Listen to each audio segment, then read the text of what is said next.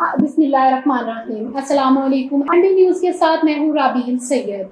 आज के प्रोग्राम के हमारे मेहमान हैं हमारे सीनियर सहाफ़ी और तज्ज़िया निगार चौधरी अजीम और हमारे सीनियर सहाफ़ी मज़हर हुसैन साहब। आज हम इनसे पूछेंगे कि हमारे मुल्क में होने वाले जलसों के बारे में और कुछ गैर मुल्क की बातें करेंगे और आपको इंफॉर्मेशन देंगे कि इसमें हमारे साथ क्या मुश्किलात और क्या आसानियाँ नज़र आ रही हैं और हमारे मुल्क में क्या हालात चल रहे हैं। जी सर, अस्सलाम वालेकुम। जी वालेकुम सलाम। जी चौधरी आजीम साहब, आप क्या कहना चाहेंगे कि मुल्क में जो मार्शल लॉ लगने का कोई खतरा है? जी अस्सलाम वालेकुम, बहुत शुक्रिया एमबी न्यूज़ का जिन्होंने मुझे इस अहम मौजू पे आज बुलाया गुफ्तगू के लिए। मैं उनका मशकूर हूँ। असल में इस वक्त कोई ऐसे आसार नहीं है कि मार्शल लॉ लगे। मुल्क बहुत स्मूथ जा रहा है।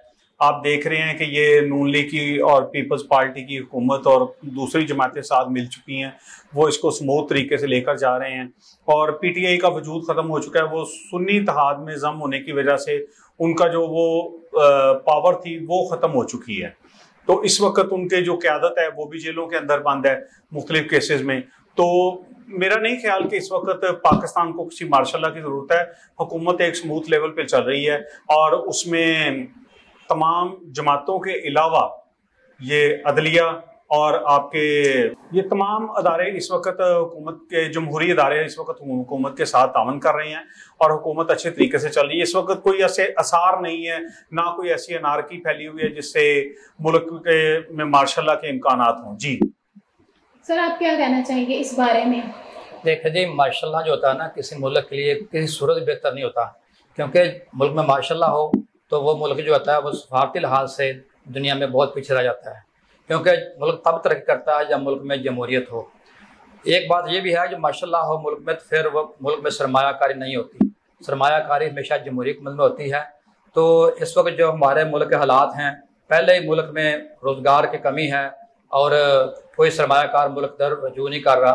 तो इस वक्त जो सूरत हाल चल रही है, मुल्क किसी सूरत भी मार्शल लॉ का मुतहम्मल नहीं हो सकता और ना ही कोई ऐसी कोई सूरत है कि मार्शल लॉ लगे। सर, इतने पुरअमन तरीके के बावजूद इतने अच्छे तरीके से जलसे हो रहे हैं, इंतजामात बहुत अच्छे हैं, जलसों में कोई भी बदनज़मी देखने को नहीं मिली, लेकिन फिर भी अली अमीन गंडापुर ने मीडिया और लोगों को धमकियां क्यों दी?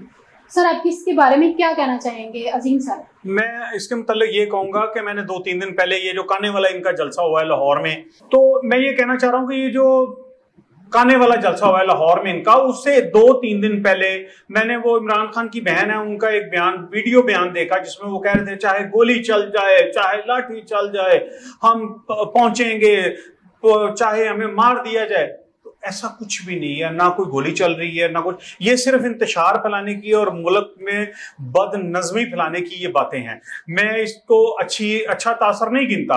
ये किसी सियासतदान के अल्फाज नहीं है, ये तो आम गली महलों वाले अल्फाज हैं कि आप कैसे कह सकते हैं कि चाहे गोली चल जाए। पहले कितनी दफा गोली चली है? कोई ऐसी मिसाल दे दें जिसमें गोली चली हो। जब आपने 9 मई का वाकया हुआ है उस दिन गोली नहीं चली, तो उसके बाद कब गोली चली है, कहां चलनी है? तो ये ऐसे अल्फाज कहना कि चाहे गोली चल जाए ये हो जाए, तो ऐसे अल्फाज जेब नहीं देते किसी सियासी आदमी को, किसी सियासी शख्सियत को तो ऐसे अल्फाज जेब ही नहीं देते। ये सिर्फ और सिर्फ इंतशार फैलाने वाले हैं, इनसे इज्तनाब करें। मैं उस दिन देख के तो मुझे बड़ा दुख हुआ।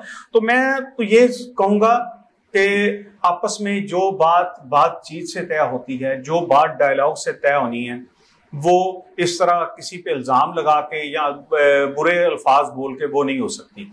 तो मेरी फिर गुजारिश है अपने मुल्क की तमाम जमातों से, अपने तमाम सियासतदानों से, इस मुल्क को देखें कि हम इस वक्त कहाँ पे खड़े हैं, हमारे मुल्क के हालात क्या हैं। हमारे मुल्क में बेइंतहा गुर्बत दाखिल हो चुकी है। बिजली के बिल, गैस के बिल, पानी के बिल, हर तरफ अजीब सा समा बन चुका है। हमारे उतने वसाइल नहीं है, हमारे लोगों की तनख्वाहें कम है, हमारे लोग खाना खाने से भी मुश्किल में हैं।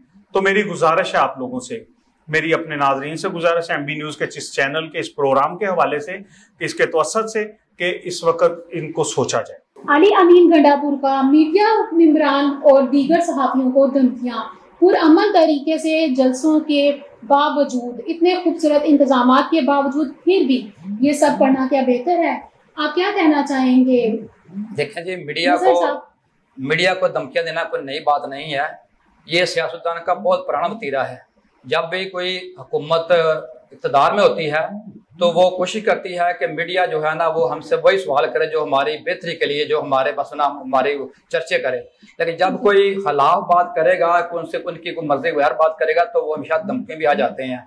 सियासतदानों को हमेशा मीडिया उस वक्त अच्छा लगता है जब वो अपोजिशन में होते हैं। जब अपोजिशन में होते हैं तो उनकी बात जो है ना वो लोगों तक पहुँचती है तो बड़े खुश होते हैं कि मीडिया जो हमारा भी बहुत ज़बरदस्त है और मीडिया हमारे मुल्क के लिए बहुत ज़रूरी है।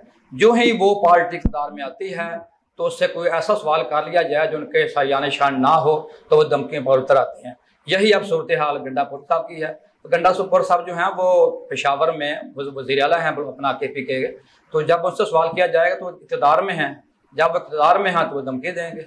ये सूरत हाल। जी शुक्रिया। जी नाज़रीन, आज हमारे साथ मौजूद थे हमारे सीनियर सहाफ़ी चौधरी अजीम साहब, सीनियर सहाफ़ी मजहर हुसैन साहब। आज हमने बात की हमारे मुल्क में होने वाले जलसों के बारे में और दीगर मौज़ूआत पर। अगर आपको हमारा प्रोग्राम अच्छा लगा हो तो हमें अपनी फीडबैक से आगाह करते रहें। शुक्रिया।